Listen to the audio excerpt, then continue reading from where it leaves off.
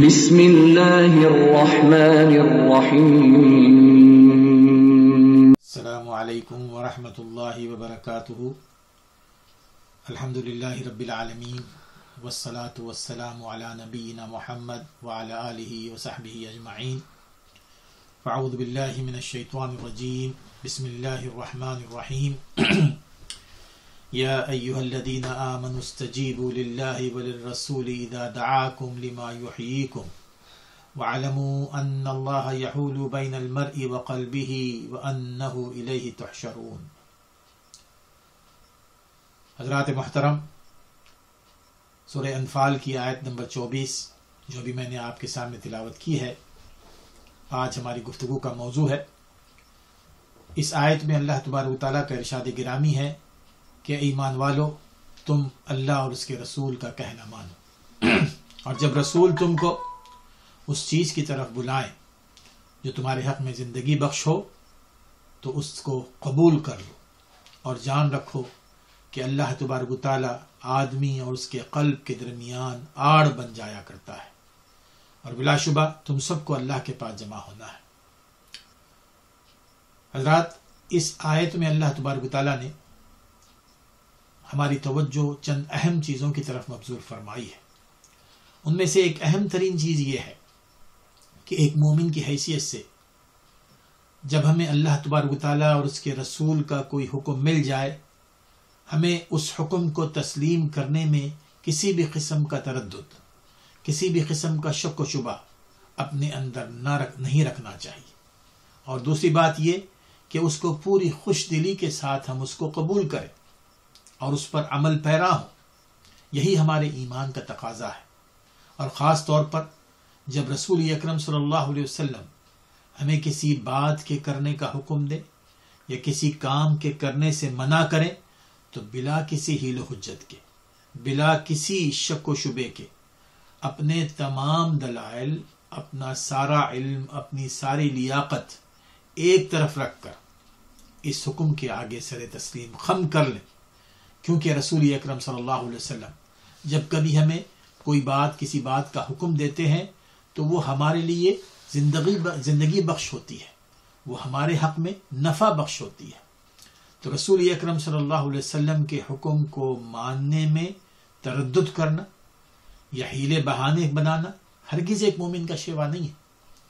جیسا کہ اللہ تبارک و تعالیٰ ایک اور جگہ فرماتے ہیں کہ وَمَا كَانَ لِمُؤْمِنٍ وَلَا مُؤْمِنَةٍ اذا قضى الله ورسوله امرا ان يكون لهم الخيرة من امرهم ومن يعص الله ورسوله فقد ضل ضلالا مبينا۔ جب تمہارے پاس اللہ اور اس کے رسول کی طرف سے کسی معاملے میں کوئی فیصلہ آ جاتا ہے، اس کے بعد ایک مومن کا یہ کام نہیں ہے کہ کچھ اور راہیں تلاش کرے، اس کے پاس کوئی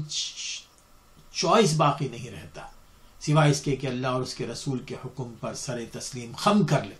یہ ایک مومن کا شیوا ہوتا ہے، اور وہ شخص جو اللہ اور اس کے رسول کے حکم کو جاننے کے باوجود، اس کا علم رکھنے کے باوجود اگر اس میں حیلے بہانے بنا کر اس سے اپنے آپ کو دور کر لیتا ہے اور اس پر عمل نہیں کرتا، تو اللہ تعالیٰ فرماتے ہیں کہ وَمَن يَعْصِ اللَّهَ وَرَسُولَهُ فَقَدْ ضَلَّ ضَلَالًا مُبِينًا، کہ جس نے اللہ اور اس کے رسول کی نافرمانی کی تو وہ بہت کھلی گمراہی میں مبتلا ہو گیا کہ جہاں سے واپسی کا امکان بہت کم ہوتا ہے۔ صحیح بخاری کی ایک حدیث ہے جس میں رسول اکرم صلی اللہ علیہ وسلم فرماتے ہیں کہ کل امتی یدخلون الجنہ الا من ابا، کہ میری امت کے تمام لوگ جنت میں داخل ہوں گے انشاءاللہ، لیکن آپ نے فرمایا سوائے اس شخص کے جو میری امت کا ہوگا لیکن جنت میں داخل نہیں ہوگا۔ وہ کون ہے؟ الا من ابا، کہ جس نے میری بات سنی، اس کو میری حدیث کا علم ہوا، لیکن اس کے باوجود اس پر عمل کرنے سے اس نے انکار کر دیا یا جنت میں جانے سے انکار کر دیا۔ قیل ومن یأبی یا رسول اللہ، تو صحابہ نے تعجب سے پوچھا کہ اللہ کے رسول صلی اللہ علیہ وسلم، وہ کون بدبخت ہے کہ جو جنت میں جانے سے انکار کرے گا؟ قال من اطاعنی دخل الجنہ ومن عصانی فقد ابا۔ آپ نے فرمایا کہ من اطاعنی دخل الجنہ، کہ جس نے میری اطاعت کی، میری بات مانی، تو گویا کہ وہ جنت میں داخل ہو گیا۔ ومن عصانی، کہ جس نے میری بات سنی، اس کو میری بات کا علم ہوا، لیکن اس کے باوجود اس نے میری بات نہیں مانی تو سمجھیے کہ وہ جنت میں جانے سے انکار کرتا ہے۔ ایک اور حدیث میں آپ نے فرمایا کہ ترکت فیکم ما ان تمسکتم به لن تضلوا بعدی ابدا، کتاب اللہ و سنتی۔ آپ نے واضح طور پر فرما دیا کہ میں اپنے بعد تمہارے پاس جو دو چیزیں چھوڑے جا رہا ہوں، اگر تم ان کو مضبوطی سے پکڑ لو تو تمہاری گمراہی کا کوئی امکان نہیں ہے، کوئی چانس نہیں ہے۔ یعنی معنی یہ ہے کہ اگر ہم صراط مستقیم پر رہنا چاہتے ہیں، ہم صحیح سیدھے راستے پر رہنا چاہتے ہیں، گمراہی سے بچنا چاہتے ہیں، تو میرے دوستو اس کا واحد طریقہ یہ ہے کہ ہم اپنی زندگیوں کو ٹٹولیں، اپنی زندگیوں کو دیکھیں، اپنے اعمال کو دیکھیں، اپنی عبادتوں کو دیکھیں کہ کیا تمام کے تمام اعمال ہمارے قرآن اور سنت کے مطابق ہیں یا نہیں ہیں، اور اگر نہیں ہیں تو اس کی کریکشن کرنے کی کوشش کریں، اس کی اصلاح کرنے کی کوشش کریں، تبھی جا کے ہم اپنے آپ کو گمراہی سے بچا سکتے ہیں، جیسے کہ رسول اکرم صلی اللہ علیہ وسلم نے اس حدیث میں بیان فرمایا۔ ایک اور حدیث میں مسند احمد کی ہے، رسول اکرم صلی اللہ علیہ وسلم فرماتے ہیں کہ انہ من یعش فسیرا اختلافا کثیرا فعلیکم بسنتی وسنت الخلفاء الراشدین المہدیین عضوا علیہا بالنواجذ وإیاکم ومحدثات الامور فإن کل بدعۃ ضلالہ۔ آپ نے اس حدیث میں واضح طور پر فرما دیا ہے کہ تم میرے بعد بہت سارے اختلافات دیکھو گے، ہر کوئی اپنی اپنی رائے دے گا، اپنی اپنی بات کرے گا۔ اب ایسے موقع پر اگر تم پریشان ہو جاؤ بھئی کس کی بات مانے، جیسے کہ آج کل کے حالات ہیں، آپ دیکھیں کہ ہر کوئی اپنی بات کو حق کے طور پر پیش کرتا ہے، ہر کوئی یہ کہتا ہے کہ جی کہ ہم حق پر ہیں، ہر کوئی کہتا ہے کہ میری بات سچی ہے، دوسروں کی بات غلط ہے۔ اب عام لوگ، عوام الناس پریشان ہو جاتے ہیں، وہ کہتے ہیں کہ جی کہ ہم کیا کریں کہ ہر کوئی کہتا ہے کہ ایسی بات ہے۔ تو اس میں بعض لوگ یہ کرتے ہیں کہ جی کہ سبھی کی بات صحیح ہے اور سبھی کے کام صحیح ہے اور سبھی کو وہ فالو کرتے ہیں، جبکہ یہ طریقہ غلط ہے۔ کیوں؟ رسول اکرم صلی اللہ علیہ وسلم فرمایا کہ فعلیکم بسنتی وسنت الخلفاء الراشدین المہدیین۔ اس موقع پر، اس فتنے کے موقع پر تم نے میری سنت کو مضبوطی سے پکڑ لینا ہے، میری سنت کو، جو میری سنت ہے، صحیح سنت ہے، جو میری حدیث ہے، اسی پر تم عمل کرو گے، تم حق کے راستے پر رہو گے۔ عضوا علیہا بالنواجذ، آپ نے فرمایا کہ اس کو جیسے دانتوں سے پکڑا جاتا ہے کسی چیز کو، اس طرح تم نے اس کو پکڑ لینا ہے۔ اور پھر آپ نے فرمایا کہ نئے نئے کام اس دین میں نہ داخل کرو، اس دین میں نہ نکالو، کیونکہ ہر بدعت وہ گمراہی ہے۔ ان آیات اور احادیث کا میرے دوستو لب لباب یہی ہے کہ ایک مومن کے ایمان کا تقاضا یہ ہے کہ جب رسول اکرم صلی اللہ علیہ وسلم کی صحیح حدیث اس کے پاس آ جائے، اس کو سنت صحیحہ کا علم ہو جائے، تو اب اس کے پاس کوئی چوائس باقی نہیں رہتا، کوئی چوائس باقی نہیں رہتا۔ ایک مومن ہو، ایمان کا وہ دعویٰ کرتا ہو، اور پھر وہ رسول اکرم صلی اللہ علیہ وسلم کی حدیث کو پس پش ڈال دے، اور رسول اکرم صلی اللہ علیہ وسلم کے کسی امتی کو، رسول اکرم امتی کی کسی رائے کو، کسی قول کو رسول اکرم صلی اللہ علیہ وسلم کی حدیث پر ترجیح دے، یہ ایک امتی کی حیثیت سے کبھی نہیں ہو سکتا۔ اور اگر کوئی شخص وہ رسول اللہ علیہ وسلم کا امتی ہے، وہ اپنے آپ کو اہل ایمان میں شامل کرتا ہے، لیکن اس کے باوجود اگر اس کا یہ عمل ہے تو اس آیت میں فرمایا اللہ تعالیٰ نے کہ وَاعْلَمُوا أَنَّ اللَّهَ يَحُولُ بَيْنَ الْمَرْءِ وَقَلْبِهِ، کہ اب یاد رکھو، یہ یاد رکھ لو کہ ایسے لوگ جو رسول اکرم صلی اللہ علیہ وسلم کی حدیث مبارکہ آ جائے، سنت صحیحہ آ جائے، لیکن اس کے باوجود وہ اس کو فالو نہ کریں، کسی اور کے قول کو فالو کرتے ہیں، تو اللہ تعالیٰ اس آدمی اور اس کے دل کے درمیان حائل ہو جاتا ہے، آڑ بن جاتا ہے۔ معنی کیا ہے کہ اب اس سے نیک عمل کی توفیق سلب کر لی جاتی ہے، اب وہ سیدھے راستے پر آنا اس کے لیے مشکل ہوتا ہے۔ صحابہ کرام رضی اللہ تعالی عنہم نے اس آیت کو اسی انداز میں سیکھا تھا، اسی آیت اس انداز میں سمجھا تھا، اور ان کا یہ معمول تھا کہ اگر کوئی شخص رسول اکرم صلی اللہ علیہ وسلم کے کسی قول، کسی سنت کے برعکس اپنی کوئی رائے پیش کرتا تو وہ غصے سے بے انتہا آؤٹ آف آرڈر ہو جایا کرتے تھے، سخت غصہ ہو جاتے تھے۔ عبداللہ ابن عباس رضی اللہ تعالیٰ عنہ کا یہ مشہور قول آپ نے کئی دفعہ سنا ہوگا کہ جس میں انہوں نے حدیث رسول صلی اللہ علیہ وسلم پیش کی، تو اس موقع پر سننے والوں نے کوئی اور بات کہی،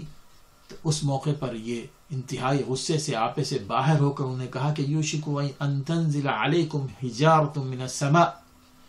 کہ یہ ممکن ہے، عین ممکن ہے کہ اگر تمہاری یہ اس قسم کی سوچ ہو تو اللہ تبارک و تعالیٰ تم پر آسمان سے پتھروں کی بارش کر دیں گے، پتھروں کی بارش کر دیں گے۔ اقول قال رسول اللہ صلی اللہ علیہ وسلم وتقولون قال ابو بکر وعمر، میں تمہارے سامنے اللہ کے رسول صلی اللہ علیہ وسلم کی بات پیش کر رہا ہوں اور تم کہہ رہے ہو کہ ابو بکر صدیق نے یہ فرمایا، عمر بن خطاب نے یہ فرمایا۔ کتنی اچھی مثال دی انہوں نے اس امت کے سب سے افضل ترین شخصیات کی مثال دی، ایسی شخصیات کی کہ اس امت میں رسول اکرم صلی اللہ علیہ وسلم کے فالوورز میں ان سے زیادہ افضل ترین کوئی نہیں ہے۔ ابو بکر صدیق رضی اللہ عنہ و عمر بن خطاب رضی اللہ تعالیٰ اور عبداللہ ابن عباس رضی اللہ تعالیٰ عنہ نے ان کی مثال دے کے فرمایا کہ تم ان کی مثال ہمارے سامنے پیش کرتے ہو، جبکہ میں رسول وسلم کی یعنی رسول اکرم صلی اللہ علیہ وسلم کی جب بات آ جائے تو وہاں پر کسی اور کی بات نہیں چلے گی، کسی اور کی رائے نہیں چلے گی۔ اب اگر اس حالت میں جب کسی رسول حضرت ابو بکر صدیق حضرت عمر بن خطاب کی بات نہیں چل سکتی تو ان سے جو مرتبے میں، علم میں، درجے میں کم ہوں تو پھر ان کی بات کو کیسے رسول اکرم صلی اللہ علیہ وسلم کی بات کے سامنے آگے بڑھایا جا سکتا ہے؟ میرے دوستو، بعض اوقات یہ ہوتا ہے کہ شیطان جو ہے نا کسی بات کو ایک مستحسن انداز میں پیش کرتا ہے، نیکی کے انداز میں پیش کرتا ہے، ہوتا ہے کام وہ نیک کام ہی ہوتا ہے، لیکن ہم اس کو اس انداز میں نہیں کرتے جس انداز میں کرنے کا رسول اکرم صلی اللہ علیہ وسلم نے حکم فرمایا ہے۔ اب شیطان یہ کہتا ہے کہ اگر تم اس انداز میں کرو گے تو پھر اللہ تعالیٰ تمہیں مزید اجر عطا فرمائے گا۔ اب اس کی مثال جیسے آپ نے دیکھا ہوگا کہ بہت ساری ایسی مثالیں ہیں کہ ایک دفعہ صحیح بخاری اور مسلم کی جو حدیث آتی ہے اس سے آپ سمجھ جائیں گے کہ 3 صحابی رسول اکرم صلی اللہ علیہ وسلم کی ازواج مطہرات کے پاس تشریف لائے تاکہ آپ کی عبادت کے بارے میں دریافت کریں اور اس کو فالو کریں۔ تو جب ازواج مطہرات نے آپ کی عبادت کا ذکر ان کے سامنے کیا تو انہوں نے اپنا موازنہ کیا رسول اکرم صلی اللہ علیہ وسلم سے اس انداز میں کہ رسول اکرم صلی اللہ علیہ وسلم کی شخصیت، آپ کی ذات بابرکت وہ ہے کہ جن کے اگلے اور پچھلے سارے گناہ اللہ تعالیٰ نے معاف فرما دیے ہیں، اور ہم ٹھہرے آپ کے مقابلے میں انتہائی گناہ گار۔ تو ان میں سے ایک نے کہا کہ میں اب ہر دن روزے رکھوں گا اور کسی دن روزے نہیں چھوڑوں گا۔ ایک نے کہا کہ میں کبھی شادی نہیں کروں گا، ساری زندگی عبادت میں گزار دوں گا۔ ایک نے کہا کہ جی کہ میں کبھی رات میں سوؤں گا نہیں، کبھی نہیں سوؤں گا، رات بھر عبادت کرتا رہوں گا۔ رسول اکرم صلی اللہ علیہ وسلم کو جب اس بات کا پتہ چلا تو آپ نے کس اچھے انداز میں آپ نے ان کو جواب دیا۔ آپ نے فرمایا کہ اما واللہ انی لاخشاکم للہ واتقاکم لہ، کہ دیکھو میں تم میں سب سے زیادہ اللہ سے ڈرنے والا۔ سبحان ربك رب العزة عما يصفون وسلام على المرسلين والحمد لله رب العالمين۔